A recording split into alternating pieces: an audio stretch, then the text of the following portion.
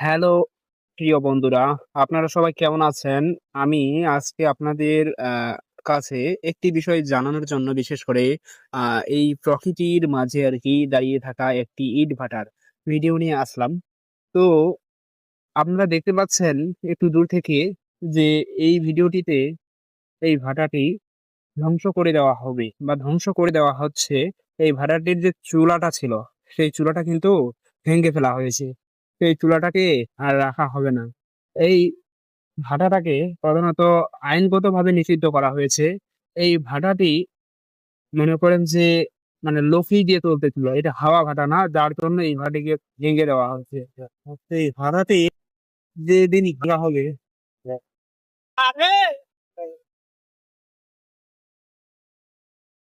অনেক একটা বড় শব্দ হবে।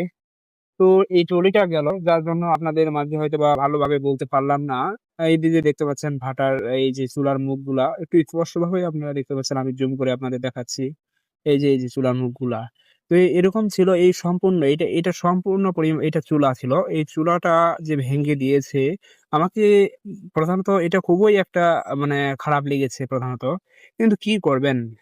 এক রাজনৈতিক খেলা আর দ্বিতীয়ত মনে করেন যে লক্ষ্মীর ভাটা, যার জন্য এই ভাটাটি ভেঙে দেওয়া হচ্ছে। খুবই দুঃখ।